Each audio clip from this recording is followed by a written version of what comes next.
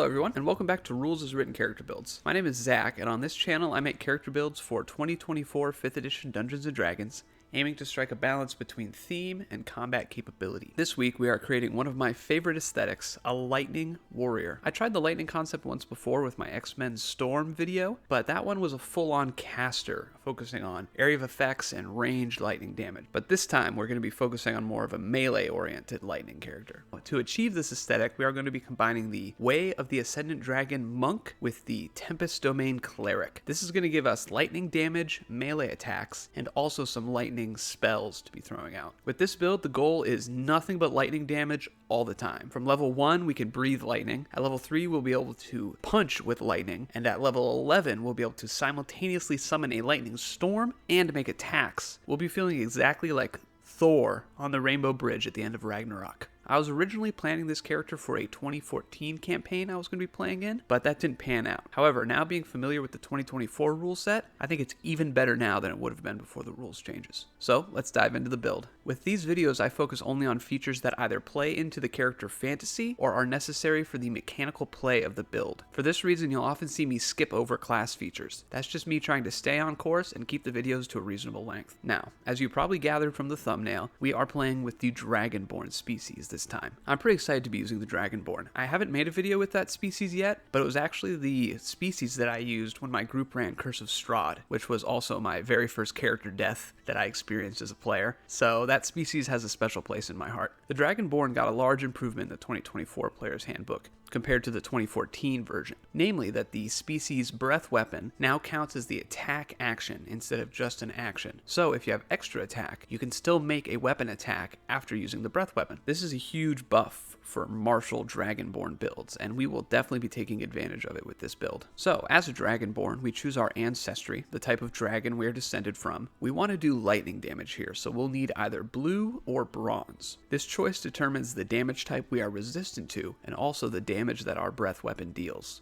The breath weapon is an area of effect, which we choose when we use it, either a 15-foot cone or a 30-foot line. It deals 1d10 damage of the elemental type. That damage increases by 1d10 at levels 5, 11, and 17. You can use the breath weapon proficiency bonus times per long rest. Additionally, Dragonborns get dark vision and a once per long rest fly speed at 5th level. Now, onto our ability scores. Like any proper monk, we'll need a good dexterity and wisdom, and as a melee build, we'll sure want a good constitution as well. So, our stats are going to look like this. A strength of 10, dexterity of 15, constitution of 14, intelligence of 8, wisdom of 15, and charisma of 8. We'll take another player's handbook background this week. If we're doing a sort of storm-centered character, I think it only makes sense to go with Sailor. Increase our dexterity by +2 and our wisdom by +1 for a 17 and a 16 respectively. This background is going to get us the Tavern Brawler feat. When you hit with your unarmed strike and deal damage, you can deal bludgeoning damage equal to 1d4 plus your strength modifier instead of the normal damage of an unarmed strike. When you roll a damage die for your unarmed strike, you can re-roll the die if it rolls a 1, and you must use the new roll. You have proficiency with improvised weapons. When you hit a creature with an unarmed strike, as part of the attack action on your turn, you can deal damage to the target and also push it 5 feet away from you. You can use this benefit only once per turn. Now this feat is almost a must-take for monks. You can work without it, but it's definitely a good one to have. This is an unarmed build, so we don't really need any equipment or armor. But once we start taking cleric levels, we will need a divine focus for casting our spells. Alright, let's take a look at the roadmap for the build this week. Levels 1 through 5 will be monk levels 1 through 5, 6 through 12 will be cleric levels 1 through 7, 13 through 19 will be monk levels 6 through 11, and level 20 will be cleric level 8. This roadmap gets us extra attack from monk before heading into cleric to pick up all the key Tempest domain features and spells. Then it's back to monk for more focus points and features before ending with the classic 12-8 split for 2 epic boons. So first off, monk. Monk levels 1 through 5, we're going to pick up martial arts, monk's focus, the Way of the Ascendant Dragon, an ability score improvement, slow fall, extra attack, and stunning strike. So martial arts is the classic monk feature that we know and love. Dexterity-based attacks, martial arts damage die, and bonus action unarmed strikes. I want to quickly highlight a key change in 2024 that makes this build even better than it would have been in 2014. The bonus action unarmed strikes no longer need to follow the attack action. You can now take any action you want and still make your bonus action unarmed strikes. Personally, I love this for taking the dodge action and then making a bonus action attack for a similar effect to the Patient Defense bonus action dodge feature. But what makes it important for this week's build is we will be able to cast a spell with our action and then make an attack with the bonus action. This is going to be really great for us once we start picking up those cleric levels a little later on. Monk level 2 gets us Monk's Focus, which gives us focus points to spend on the classic Step of the Wind, Patient Defense, or Flurry of Blows. Flurry of Blows also doesn't require the attack action, so we can mix this with spellcasting later as well. Then at 3rd level we get our subclass, the Way of the Ascendant Dragon, giving us 2 features right off the bat. Draconic Disciple. If you fail a Charisma Intimidation or Charisma Persuasion check, you can use your reaction to re-roll the check as you tap into the mighty presence of dragons. Once this feature turns a failure into a success, you can't use it again until you finish a long rest. When you damage a target with an unarmed strike, you can change the damage type to acid, cold, fire, lightning, or poison. You learn to speak, read, and write Draconic or one other language of your choice. Alright, what we're here for is Draconic Strike. Now we can punch with lightning damage instead of bludgeoning damage. Technically, we can use any of the elemental types, and definitely do so if you encounter a creature with resistance or immunity to lightning damage. But come on, for most of the time, we're going with lightning. We also get Breath of the Dragon. When you take the attack action on your turn, you can replace one of the attacks with an exhalation of draconic energy in either a 20-foot cone or a 30-foot line that is 5 feet wide. Your choice. Choose a damage type: acid, cold, fire, lightning, or poison. Each creature in that area must make a dexterity saving throw against your focus save DC, taking damage of the chosen type equal to 2 rolls of your martial arts die on a failed save, or half as much damage on a successful one. At 11th level, the damage of this feature increases to 3 rolls of your martial arts die. You can use this feature a number of times equal to your proficiency bonus, and you regain all expended uses when you finish a long rest. While you have no uses available, you can spend 2 focus points to use this feature again. So this one is nearly identical to the breath weapon from our species, with the same number of charges, and since they're both features that replace an attack on the attack action, once we get extra attack, we can use them both on the same action for potentially a double breath attack. Now, one key point here is that the species breath weapon DC is based on our constitution modifier, whereas this one is based on our wisdom modifier. So this one will be more effective given our higher wisdom, but the species one does deal more damage, so it's a bit of a trade-off. One's more likely to hit, the other one does more damage if it does hit. So wow, Monk level 3 was a huge level for our theme. This would be a great place to start this character. If you were doing a campaign that started at level 3, I'd be really happy starting here. Next level brings us our first ability score improvement, and we're going for the Grappler feat. Increase your strength or dexterity score by +1 to a maximum of 20. When you hit a creature with an unarmed strike as part of the attack action, you can both damage and grapple it. You can use this benefit only once per turn. You have advantage on attack rolls against a creature grappled by you. Your speed isn't halved when you move a creature grappled by you if the creature is your size or smaller. This is another iconic feat for monks. Along with Tavern Brawler, we can now either push or grapple on our unarmed strikes, and the advantage is going to be really nice to have. This feat's going to bring our dexterity up to 18 for the +4 modifier. I also wanted to mention Slow Fall real quick, since this build is going to be capable of flying, both from our Monk subclass and from our Dragonborn species. Slow Fall is when you would take fall damage, you can use a reaction to reduce the damage by 5 times your Monk level. If you're ever soaring on those wings and somebody knocks you out of the air, that'll be good to have in your back pocket. Okay, so Monk level 5 gets us extra attack, so we can now make 2 attacks on our action, or we can make 2 breath attacks on our action. Now this level also gives us Stunning Strike. Once per turn, when you hit a creature with a monk weapon or an unarmed strike, you can spend 1 focus point to attempt a stunning strike. The target must make a Constitution saving throw. On a failed save, the target has the stunned condition until the start of your next turn. On a successful save, the target's speed is halved until the start of your next turn, and the next attack roll made against the target before then has advantage. Now, I don't usually mention Stunning Strike in my monk videos because it's such a poster child monk ability. I feel like everybody already knows about it, but I wanted to bring it up this time because it fits our theme so well. In most games, thunder and lightning damage have a stunning effect on enemies, so being able to get that into this build is just dynamite in my opinion. Now that we have our melee damage locked down, let's head into Tempest Cleric to lock down the storm summoning side of this build. Cleric levels 1 through 7 will pick up Spellcasting, the Tempest Domain, an ability score improvement, Call Lightning Spell, the Thunderous Strike feature, and 4th level spell slots. So as a cleric, we get Spellcasting, and this spell list is packed with some of the best spells in the game. Definitely grab Cure Wounds and Healing Word, even Bless to help your party out. But my favorite cleric spell on a monk has got to be Shield of Faith. Concentration for 10 minutes, a +2 to your armor class. On a class that can dodge as a bonus action, every little bit you can increase your armor class really pays off. So I love using this for my monk's concentration. Alright, so that was our first level in cleric, but it's our 3rd level that really pays off. So at character level 8, we get our Cleric subclass, the Tempest Domain. This gives us an expanded spell list with Fog Cloud, Thunderwave, Gust of Wind, and Shatter. All great spells. But the features are what we're here for, and we get 2 at 3rd level. Destructive Wrath. Starting at 3rd level, you can use your Channel Divinity to wield the power of the storm with unchecked ferocity. When you roll lightning or thunder damage, you can use your Channel Divinity to deal maximum damage instead of rolling. This is an awesome ability, and we have a few options to utilize it. Both Thunderwave and Shatter will be dealing 3d8 damage with a 2nd level spell slot. Our Monk Breath Weapon is dealing 2d8 damage, and our Dragonborn Breath Weapon is dealing 2d10 damage. I wouldn't use this with an unarmed strike since these are only 1d8 right now. Save it for your area of effect abilities. Wrath of the Storm. Also at 3rd level, you can thunderously rebuke attackers. When a creature within 5 feet of you that you can see hits you with an attack, you can use your reaction to cause the creature to make a dexterity saving throw. The creature takes 2d8 lightning or thunder damage, your choice, on a failed saving throw, and half as much damage on a successful one. You can use this feature a number of times equal to your wisdom modifier, a minimum of once.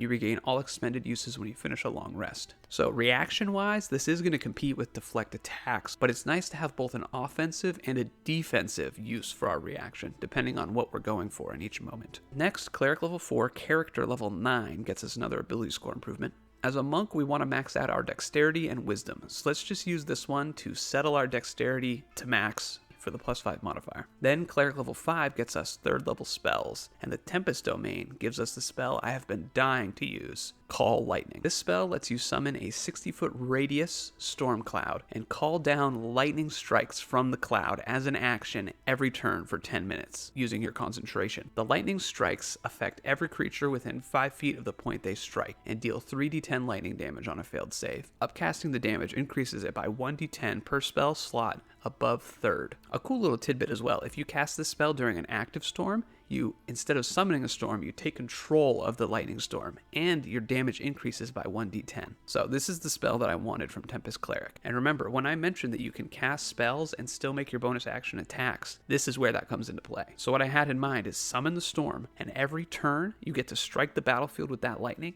dealing 3d10 damage to up to 4 creatures, and then you can still use your bonus action to make 1 or maybe even 2 unarmed strikes, dealing lightning damage as well. Absolutely awesome. And speaking of lightning damage, Cleric level 6 gives us arguably the best feature from Tempest Domain, Thunderous Strike. At 6th level, when you deal lightning damage to a large or smaller creature, you can also push it up to 10 feet away from you. This isn't once per turn like Tavern Brawler. This is each and every single time we deal lightning damage to any creature. You'll notice there's no save with this either. So let's summarize all of our lightning damage options here. All of our unarmed strikes, whether they be on our attack action or our bonus action, deal lightning damage and therefore have a 10-foot knockback. Both of our breath weapons can deal lightning damage, so now we can throw out either a 15 or a 20-foot cone or a 30-foot line and also knock back everybody caught within it. It's when they take lightning damage of any kind. So even if they pass their dexterity save and only take half damage from the lightning, they're still getting knocked back. Our reaction ability, Wrath of the Storm, which we can take when somebody hits us with an attack within 5 feet of us, can deal lightning damage. So now if anyone strikes us, they're in danger of being thrown 10 feet. And of course, Call Lightning deals lightning damage too, so you'll have knockback on your lightning strikes. So as you can see, virtually everything that this build is doing now, action, bonus action, reaction, is dealing lightning damage and therefore knocking creatures back. This is what I wanted out of the build, and we've achieved it here at level 11. I feel like this is the pinnacle of the aesthetic. This is when you have everything you need to live the fantasy.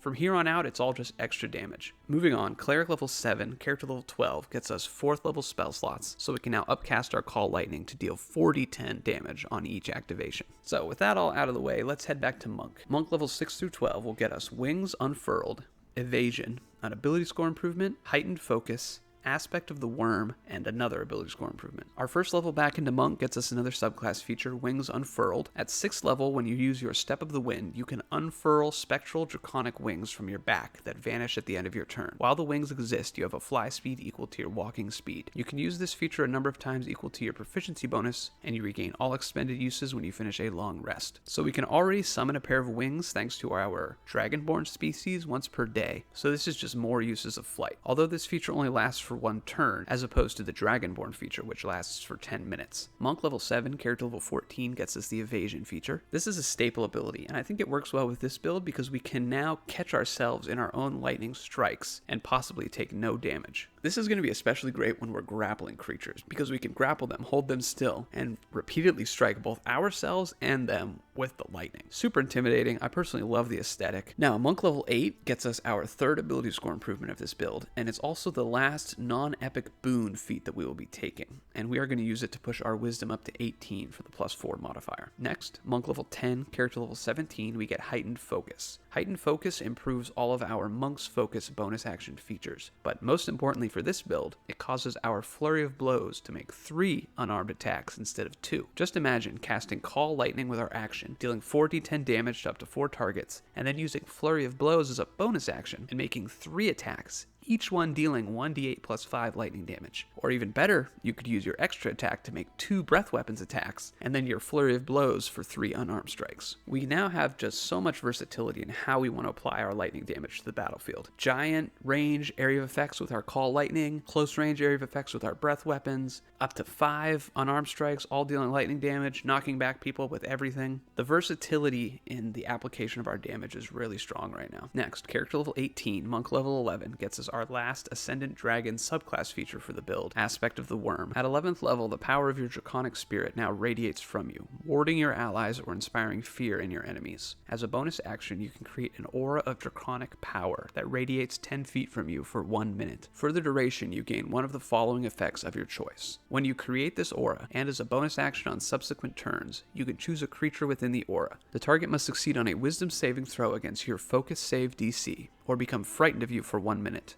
The target can repeat the saving throw at the end of each of its turns, ending the effect on itself on a successful save. Or, choose a damage type when you activate this aura: acid, cold, fire, lightning, or poison. You and your allies within the aura have resistance to that damage. Once you create this aura, you can't create it again until you finish a long rest, unless you expend 3 key points to create it again. A little crowd control never hurts. Or alternatively, if your allies are routinely getting caught in your lightning damage area of effects, they'll appreciate the resistance. More importantly, this level increases our martial arts damage dice to a d10, and increases our subclass breath weapon from 2 rolls of our martial arts dice to 3. Our last Monk level 12, character level 9, gets us an ability score improvement, and we're going to take our first epic boon. Since we're so into casting the Call Lightning spell, but we have a fairly low number of spell slots, being only an 8th level caster, I figured we should take the boon of Spell Recall. Increase your intelligence, wisdom, or charisma by +1 to a maximum of 30. Whenever you cast a spell with a level 1 through 4 spell slot, roll a d4. If the number rolled is the same as the spell's level, the slot isn't expended. Getting a free casting of our Call Lightning is going to feel pretty good.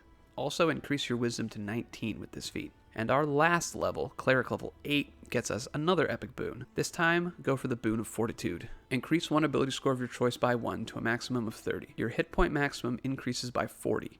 In addition, whenever you regain hit points, you regain additional hit points equal to your Constitution modifier. Once you've regained these additional hit points, you can't do so again until the start of your next turn. Increase that wisdom up to 20 with this feat for the +5 modifier. I wasn't absolutely sold on this one, but none of the other boons really called out to me for this build, so I figured with only a 14 Constitution and d8 hit dice from both of our classes, more hit points couldn't hurt. But if you have an idea for a great epic boon that fits this build, please let me know in the comments down below. I'm dying to hear what you guys think. Okay, and that's the build. So I am crazy about the aesthetic for this one. Lightning has always been my favorite elemental damage type, and this build brings that damage type to bear in every way possible. From level 1, we can do area of effect lightning with our Dragonborn Breath Weapon. Then at level 3, we get lightning damage replacement on our unarmed strikes, and another feature providing a breath weapon. At level 8, we get the ability to maximize our lightning damage with our Channel Divinity for a massive burst of area of effect damage. And the peak aesthetic at level 10, we can summon a lightning storm, striking lightning down from the skies, all while still making lightning-based unarmed strikes with our bonus action. It gets even better at level 11, as all of those sources of lightning damage can then knock back creatures thanks to Thunderous Strikes. And from then on out, it's just more damage on all of those features, whether that's in the form of higher level spell slots, higher martial arts damage dice, or additional attacks on our Flurry of Blows. What's nice about this build is that it can even do a little bit of support on the side with access to the Cleric spell list. You could pick up Guidance,